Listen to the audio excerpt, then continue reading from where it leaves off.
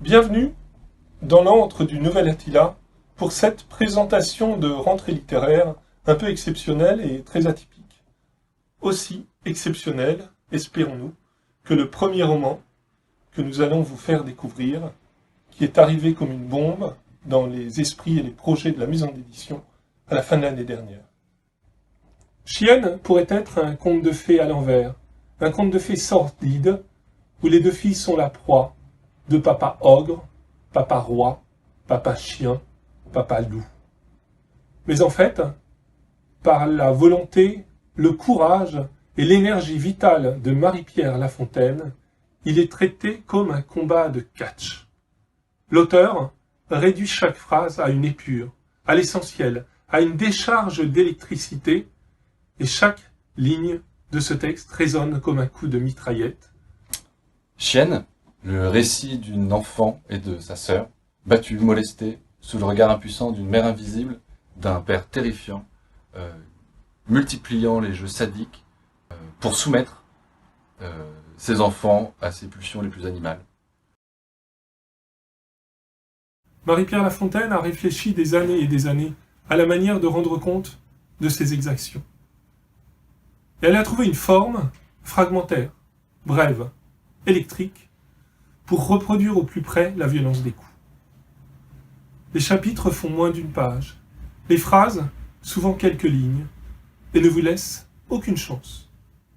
On est obligé de ressentir la percussion, la régularité, la monotonie de la violence. Des fois, certains passages suscitent en nous une curiosité très mal placée. On a envie d'aller plus loin encore, voir jusqu'où l'horreur est possible. Et on s'en veut, en lisant le texte, de se dire ça. C'est ça qui réveille les instincts les plus terribles en nous. C'est à la lecture de passages terrifiants, abominables, on aimerait que ça aille encore plus loin, et on se demande pourquoi on n'arrive pas à décrocher du texte. Chienne m'a enragée, m'a surprise, m'a rendue heureuse.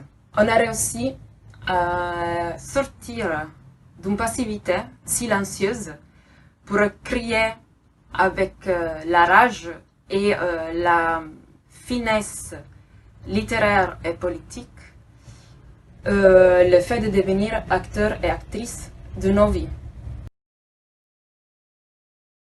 Un texte qui raconte la terreur comme jamais je n'avais pu la lire, ce qui fait ressortir de l'être humain ce qu'il a de plus terrible, un enfer dont on ose à peine croire à la réalité, un texte qui hurle, qui murmure, qui tabasse, à grands coups de poing. Il s'agit d'un exercice littéraire et vital pour sortir du silence. Le silence est la loi du père. On ne peut pas parler de ce qui se passe dans la maison, dans la société, à l'école, au tribunal. Marie-Pierre Lafontaine s'approprie des mots et du langage pour raconter le silence et s'en sortir. La nuit, sur Facebook, décalage horaire oblige, un libraire des confins de Québec, bien avant la sortie officielle en librairie, prenait des photographies des meilleures pages du livre, les pires, mais aussi les plus belles, pour aiguiller mon envie. J'avais l'impression d'être un éditeur clandestin du début du siècle.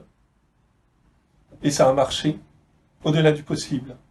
La première chose que j'ai faite à mon arrivée à Montréal, pour aller remercier Kevin, Lambert et ses éditrices d'Héliotrope de la confiance qu'ils nous avaient faite, c'est de sauter à une table ronde de Marie-Pierre Lafontaine à l'UQAM, l'université locale, pour la rencontrer et voir de mes yeux le non-dit et l'intensité que j'avais lu. Marie-Pierre Lafontaine est un phénomène. D'abord, elle est absolument normale, et quand vous avez lu son texte, ça vous paraît à peine croyable. Ensuite, c'est une boule de feu.